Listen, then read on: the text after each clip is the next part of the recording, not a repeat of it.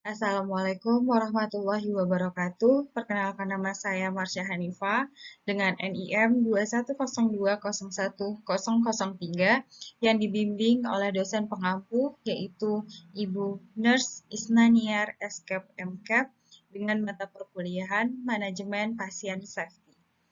Kali ini saya akan mempresentasikan materi saya yaitu sterilisasi fisik. Pengertian dari sterilisasi itu sendiri adalah pembebasan suatu material, bahan, ataupun alat dari berbagai mikroorganisme hidup atau stadium istirahatnya. Sel-sel vegetatif bakteri dan fungi itu bisa dapat dimatikan pada suhu 60 derajat Celcius dan dalam waktu 15-10 menit. Spora fungi dapat mati pada suhu di atas 80 derajat Celcius dan spora bakteri baru bisa mati di atas suhu 120 derajat Celcius selama 15 menit. Macam-macam sterilisasi itu berupa sterilisasi fisik, sterilisasi kimiawi, sterilisasi mekanik, dan autoclave. Saat ini kita akan membahas tentang sterilisasi fisik. Sterilisasi fisik itu juga dibagi menjadi 3 bagian. Yang pertama kita akan membahas tentang pemanasan kering, yang dimana terbagi lagi menjadi 3. Yang pertama udara panas oven, bahan yang karakteristiknya fisiknya tidak dapat disterilisasi dengan uap destilasi dalam udara panas oven. Uap panas ini dipaparkan pada suhu 121 derajat Celcius dan selama 12 menit itu adalah cara yang paling efektif. Sterilisasi panas kering membutuhkan pemaparan pada suhu 150 derajat Celcius sampai 170 derajat selama 1-4 jam. Selama pemanasan kering, mikroorganisme itu dibunuh oleh proses oksidasi. Ini berlawanan dengan penyebab kematian oleh koagulasi protein pada sel bakteri yang terjadi dengan sterilisasi uap panas. Pada umumnya, suhu yang lebih tinggi dan waktu pemaparan yang dibutuhkan saat proses dilakukan dengan uap di bawah tekanan. Yang termasuk dalam bahan ini adalah minyak lemak, gliserin, kemudian parafin.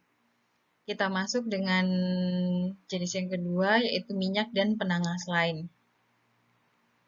Yaitu bahan kimia dapat disterilisasi dengan mencelupkannya alat-alat yang mau disterilisasikan ke dalam penangas yang berisi minyak mineral pada suhu 162 derajat Celcius. Kemudian yang ketiga ada pemijaran langsung, yang dimana digunakan untuk mensterilisasikan spatula, logam, batang gelas, filter logam, kemudian filter bakteri lainnya. Yang kedua ini ada cara bukan panas. Yang pertama tadi dengan pemanasan kering, yang kedua cara bukan panas. Kembali lagi dengan pengertiannya. A. Sinar ultraviolet.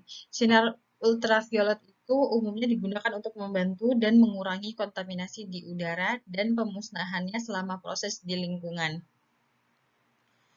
Ini bersifat membunuh mikroorganisme germisida yang diproduksi lampu kabut merkuri yang dipancarkan secara eksklusif pada 253,7 nm.